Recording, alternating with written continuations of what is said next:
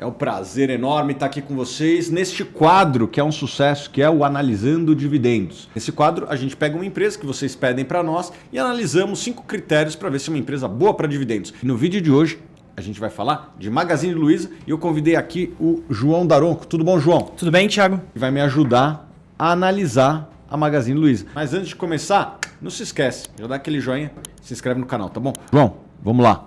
Qual que é o primeiro critério que a gente analisa nesse quadro? O primeiro critério que a gente vai analisar para a Magazine Luiza é o Dividend Yield. E como é que a gente faz para analisar ele? A gente compara com a média da bolsa, com a média do Ibovespa, que hoje gira em torno de 3 a 4%. E aí, quando a gente olha para a Magazine Luiza, a gente está falando de um Dividend Yield de zero, inexistente, principalmente porque a empresa não tem dado lucro. Nos Estados Unidos não tem nem zero, é um tracinho direto. E quando é zero, a nota é zero. Então, no primeiro critério, zero. Não tem nem o que discutir, né, João? Começamos a sentir um cheiro de o que é uma varejista para dividendo, né, Thiago? Segundo critério, payout. Então a gente relaciona quanto do lucro da companhia foi distribuído. E aí acho que esse gráfico já fala por si só, né, Thiago? Assim, fazia tempo que eu não me deparava com uma empresa assim nesse quadro, né? Que desde 2022 paga zero do lucro em dividendo, mesmo porque está tendo prejuízo. É bem verdade que quando ela dava lucro, ela pagava de maneira sustentável ali, né? Pagava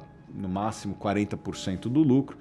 Não chegou a ser uma preocupação. Agora, a gente nunca recebeu um caso assim, né? O espírito deste critério era analisar se a empresa está pagando mais do que lucra. Só que a gente nunca imaginou que encontrar uma empresa que tem alguns sucessivos prejuízos. A nossa intenção era analisar a sustentabilidade do dividendo. Só que aqui não tem dividendo e não tem lucro. E de fato ela não está distribuindo também.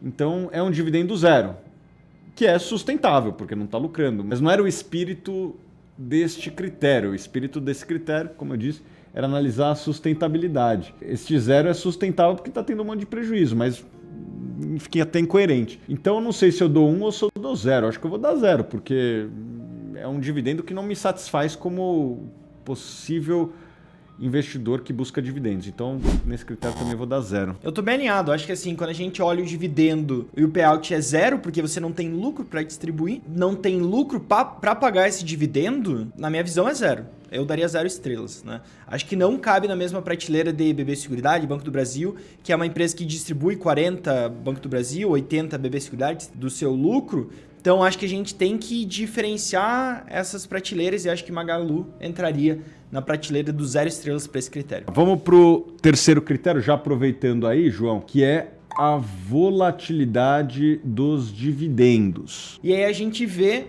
um período, vários períodos na verdade, sem nenhuma distribuição, em alguns momentos com distribuição. Então, na minha visão, muito volátil, para mim também, 0 estrelas. Aqui, para mim, os critérios é bem claro. Quem acompanha os vídeos sabe que eu sou aquele juiz rígido. E quando cai para 0, é 0.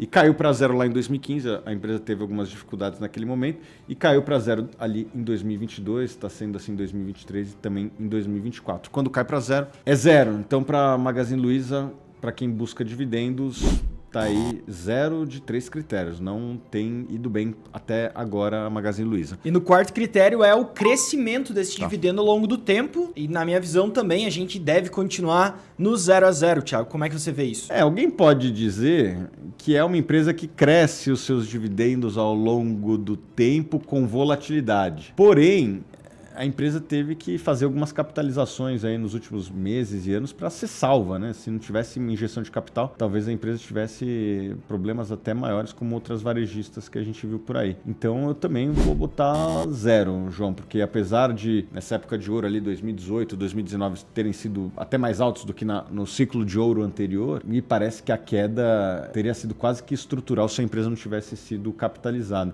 Então também vou dar 0 no crescimento. É uma empresa que até cresceu ali nessa época de ouro comparado com a época de ouro anterior, mas essas últimas safras de resultados praticamente inviabiliza qualquer nota maior do que 0 nesse caso. Vamos passar para o último critério, que é endividamento. E aí talvez a Magalu se salve um pouco, só para dar uma contextualizada para o pessoal. A Magalu, antes de tudo isso que aconteceu com o varejo brasileiro, o e-commerce, etc., desde 2017 até 2020, ela era caixa líquido, ela tinha mais caixa do que dívida, tinha uma estrutura de capital bastante saudável por conta do e-commerce, aumento da concorrência com varejistas chinesas, Entre outros aspectos, ela teve que se alavancar, aumentou seu endividamento e hoje negocia 0,4 do patrimônio líquido, a dívida líquida, ou 3 vezes e meia EBITDA, que na minha visão é uma alavancagem bastante alta, principalmente para uma empresa ligada ao setor de varejo. Thiago, como é que você vê isso? Sim, eu vou pedir até para você, João, botar o gráfico aí na dívida líquida EBITDA. A gente vê que está aumentando, né, nos últimos anos, ali desde 2021, 22, 23. Está acima de 3 vezes, que geralmente eu já daria uma nota bem baixa. E lembrando, né, João, a empresa teve que ser capitalizada. Eu vou até pedir para botar alguma notícia relacionada à emissão de ação. Magazine Luiza aprova aumento de capital. O Magazine Luiza informou que homologou o aumento de capital no valor de 1,25 bilhões de reais, em razão da verificação da subscrição e integralização de ações, a totalidade da subscrição máxima. Foi, inclusive, ancorada pelo BTG recentemente. Se não tivesse feito isso, a alavancagem seria até maior. Eu também estou aqui querendo dar algum ponto, mas está difícil. Aqui eu vou botar 0 para ser coerente com os vídeos anteriores. Então, nos 5 critérios, a Magazine Luiza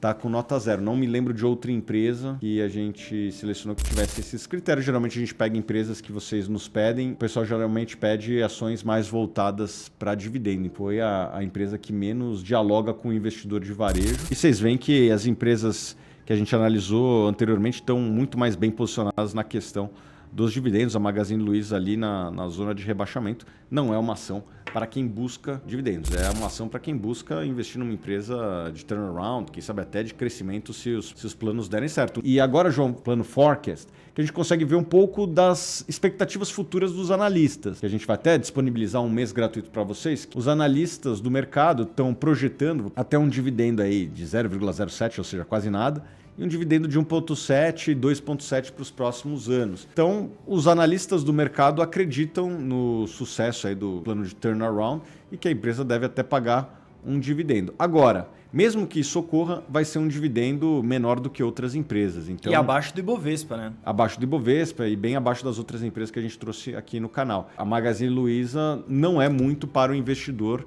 de dividendos. Eu acho que se a gente trouxesse o time deles aqui, até eles concordariam conosco que o case da Magazine Luiza não é um case para o investidor de dividendos. Existem outras empresas mais adequadas para esse investidor. Esse aqui é um case quase de turnaround, que se der certo pode até se valorizar, mas não é para um investidor de dividendos. Você concorda? Concordo plenamente. Acho que varejo por si só já é um mercado bastante difícil. Se não tem receitas previsíveis, uma forte geração de caixa, uma capacidade de você distribuir isso para o seu acionista, isso acaba por se refletir em uma empresa que não se adequa ao perfil de dividendos, e a gente vê isso nos números, né? Acho que na história aí do quadro que a gente tem tocado, nenhuma empresa chegou nem perto dos 0 estrelas. E aí a Magalu vai atingir esse patamar, né? Um dia a Magazine Luiza já foi uma empresa de forte crescimento, né?